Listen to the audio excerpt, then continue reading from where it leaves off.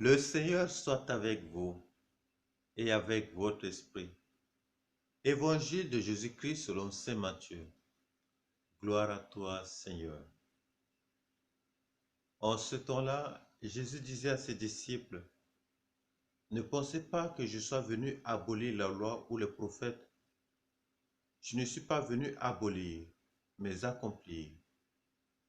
Amen, je vous le dis, avant que le ciel et la terre disparaissent, pas un seul iota, pas un seul trait ne disparaîtra de la loi jusqu'à ce que tout se réalise.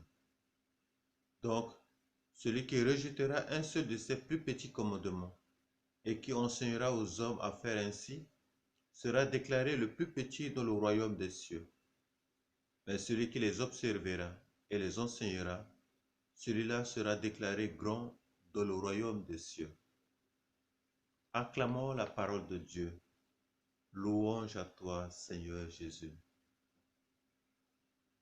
Jésus, le Messie d'Israël, le plus grand donc dans le royaume des cieux, se devait d'accomplir la loi en l'accomplissant dans son intégralité, jusque dans ses moindres préceptes, selon ses propres paroles.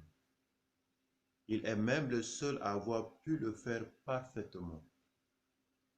Les Juifs, de leur propre aveu, n'ont jamais pu accomplir la loi dans son intégralité sans en violer le moindre précepte.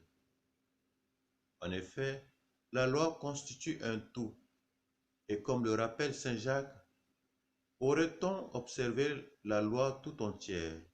Si l'on commet un écart sur un seul point, c'est du tout que l'on devient justiciable, nous dit le catéchisme de l'Église catholique.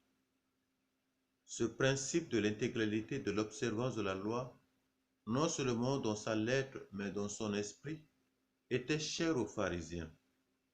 En le dégageant pour Israël, ils ont conduit beaucoup de Juifs du temps de Jésus à un zèle religieux extrême, qui a pour conséquence l'exécution au nom de la loi du seul juste à la place de tous les pécheurs.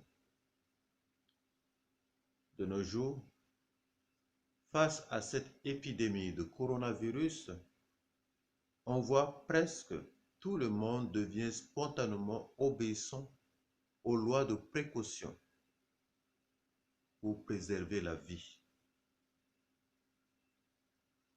Drôle d'obéissance.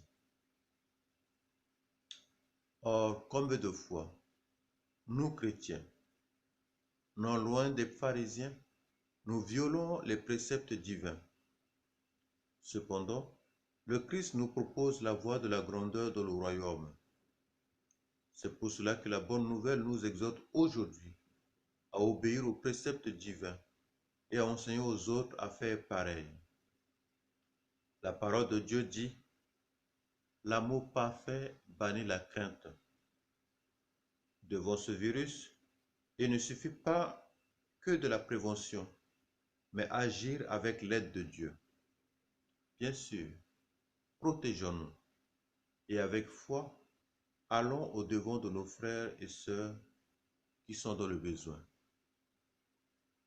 Que Dieu nous protège et nous bénisse. Amen.